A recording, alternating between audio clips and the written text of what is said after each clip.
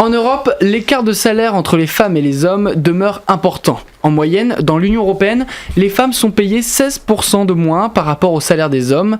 L'égalité femmes-hommes est un enjeu européen. Avec nous, Guillaume Roty, bonsoir. Bonsoir.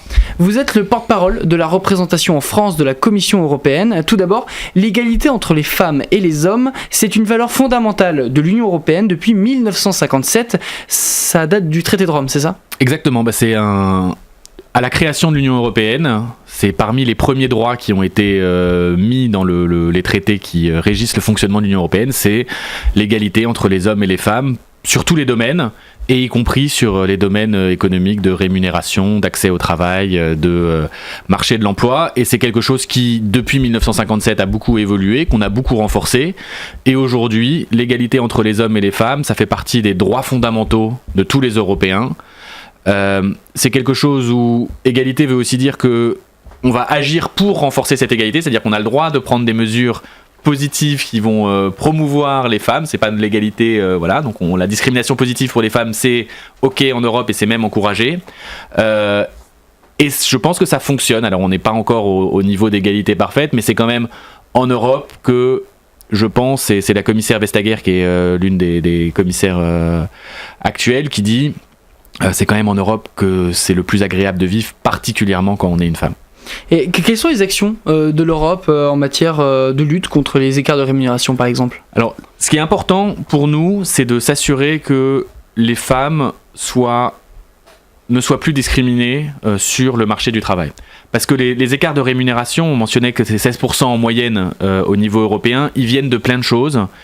Ils viennent du fait que les femmes travaillent moins, c'est-à-dire il y a encore moins de femmes qui travaillent. Ce qu'on appelle le taux d'emploi est assez significativement inférieur pour les femmes.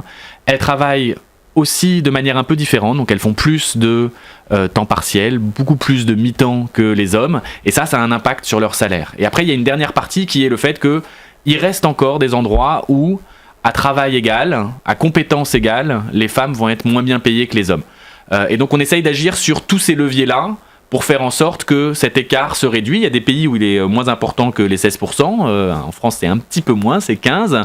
Il y en a d'autres où il est plus important, c'est 25% en Grèce. Et donc, il faut qu'on agisse sur tous ces axes à la fois. Les femmes ont aussi moins souvent de responsabilités. Dans l'Union européenne, seuls 36% des 9,4 millions de postes d'encadrement sont assurés par une femme. Une directive a été adoptée et concerne les administrateurs non exécutifs des sociétés cotées en bourse. Est-ce que vous pouvez nous en dire un mot ? C'est l'idée de faire en sorte que ce soit plus facile aux femmes d'accéder aux postes à responsabilité, de faire en sorte qu'il y ait aussi un modèle, parce que c'est très important pour l'évolution de la société, de faire en sorte que ce soit visible pour toutes les jeunes filles qu'on peut être président directeur général quand on est une femme, on peut être au board d'une entreprise du CAC 40 quand on est une femme, et donc il y avait cette volonté au niveau européen de faire des quotas, en fait, d'inciter les entreprises à dire il faut qu'il y ait une part minimale de femmes qui siègent au conseil d'administration. Le conseil d'administration, c'est ce qui donne la stratégie générale des entreprises.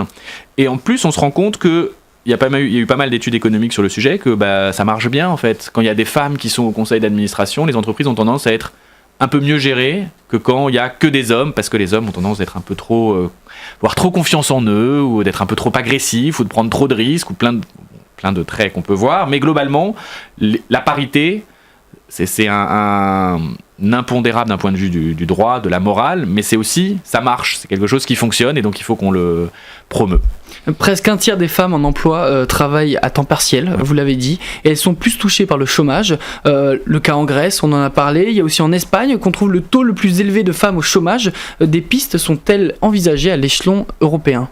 Alors ce qu'on essaye de faire là-dessus, c'est la première idée, c'est de faire en sorte qu'il faut qu'on repense un peu le modèle sur qui s'occupe des enfants, qui s'occupe des tâches ménagères et comment on concilie vie privée et vie professionnelle. Parce qu'aujourd'hui, l'un des gros facteurs explicatifs de l'écart de salaire, par exemple, ou de l'écart d'accès au marché à l'emploi, c'est le fait que c'est toujours les femmes qui s'occupent le plus de la famille. Et donc nous, on a proposé une directive qui a été adoptée tout récemment, en fin d'année dernière, sur l'équilibre entre la vie professionnelle et la vie privée.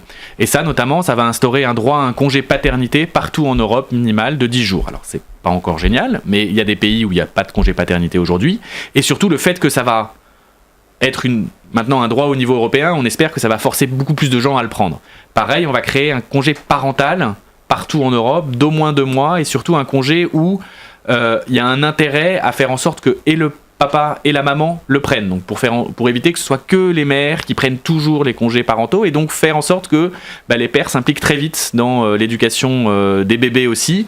Et ça, on pense aussi qu'à long terme, ça va favoriser l'équilibre et la parité sur le marché du travail. Après, sur le chômage des femmes en particulier, il n'y a pas de recette miracle là-dessus, mais ce qu'on essaye de faire, c'est d'utiliser les fonds structurels européens. On a quand même près de 6 milliards d'euros au niveau européen qui sont consacrés à l'égalité homme-femme, et aussi à des programmes particuliers de retour dans l'emploi des femmes, notamment après qu'elles ont eu un enfant. Alors, outre le travail, la Commission européenne veille aussi à la protection des femmes contre les discriminations et le harcèlement sexuel.